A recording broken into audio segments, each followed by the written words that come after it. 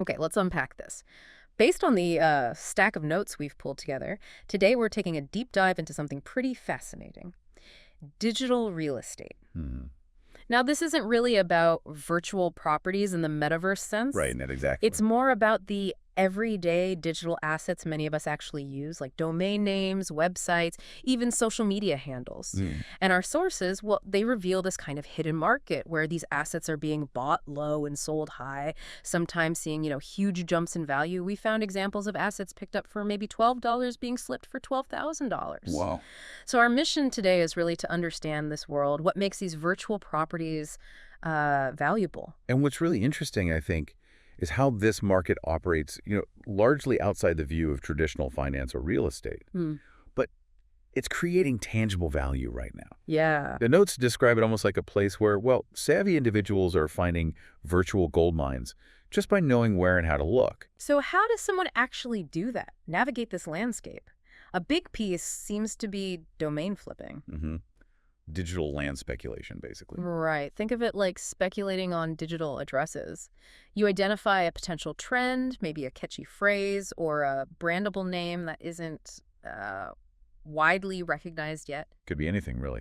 New tech buzzword, a viral meme. Exactly. Or an emerging industry. Yeah. Buy the domain name early, potentially for just the standard registration fees, say $10 or $12. And the strategy that really comes through in the sources is often patience.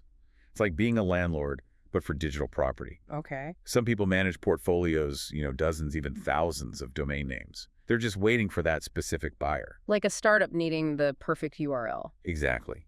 Or a company launching a new product, or maybe just someone wanting a really memorable online identity. Right. And while lots of sales are pretty modest, the notes definitely show desirable names can fetch hundreds, thousands, sometimes even tens of thousands of dollars. It's about grabbing that prime digital location before anyone else realizes its potential value. You got it.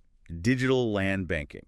Okay, so moving beyond just the address, our sources also detail website flipping. This sounds a bit more involved. It is. It involves building, a functional income-generating online asset first.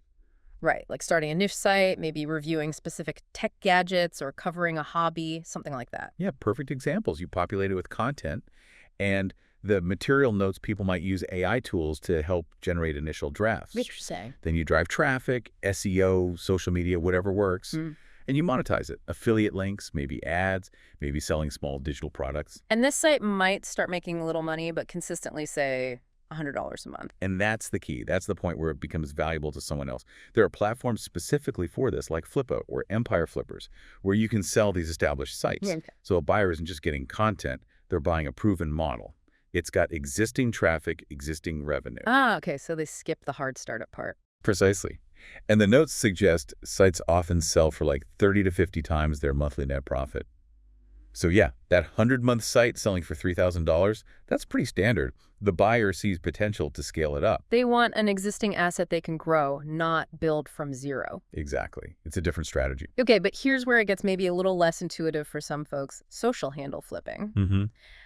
Our notes talk about buying and selling usernames on platforms like Instagram or TikTok, that short, memorable, brandable handle. Yeah, like a Crypto Queen or a Grill Master, if it fits a popular niche, that could become a hot commodity. But what makes a handle valuable? Just being catchy. Well, the sources point to brandability and niche relevance.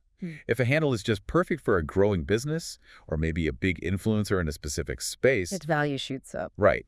Now, platform terms of service can make this a bit of a gray area, definitely, but the market clearly exists. Sales can potentially reach hundreds, even thousands, for those really desirable, brandable usernames.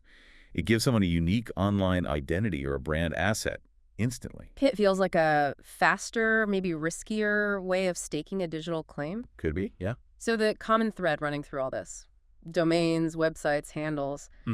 It's fascinating, and it's highlighted again and again in our notes. What is it? You don't typically need a traditional business degree, right? Or a physical office, or huge amounts of starting cash. No, definitely not. Effort and consistency are key, sure, But the main skill emphasized is pattern recognition. Ah, yes, seeing value before others do. Exactly. Spotting emerging trends, identifying unmet needs, seeing potential in a digital asset before it's obvious, or even just recognizing how a simple name fits into a bigger cultural shift. One note detailed how someone tracked buzz around new software, bought related domains before it launched widely. Pure pattern recognition. And if you connect that to the bigger picture, Hmm.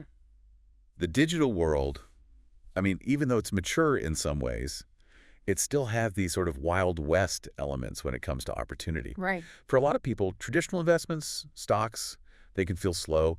Physical real estate, the barrier to entry is just too high, too expensive. Yeah. Digital real estate, like we're talking about from these sources, offers an alternative. The buy-in can be incredibly low, just registration or hosting costs sometimes. The upside can be surprisingly high. And you can do a lot of it from your laptop, maybe even in your pajamas, as the Oh. cliche goes. Yeah. Of course, it's not guaranteed. There's competition. You might bet on the wrong pattern. But the barrier to starting is remarkably low compared to many traditional ventures. So, okay, we've unpacked domains, websites, social handles, all these pieces of the digital real estate world based on our source material. And what this really shows you, I think, is that knowledge and opportunity aren't just locked up in established industries anymore. Value is increasingly found wherever you have the insight to spot a pattern. Or identify an emerging trend, fill a need online. Exactly, in the digital space. What really stands out to me, though, is that compelling idea from the notes that the digital world still holds these unclaimed virtual gold mines. It makes you wonder, like, where else might that kind of pattern recognition, looking for value before it's obvious, reveal hidden opportunities? Just waiting for someone curious or smart enough to stake their claim, something to think about.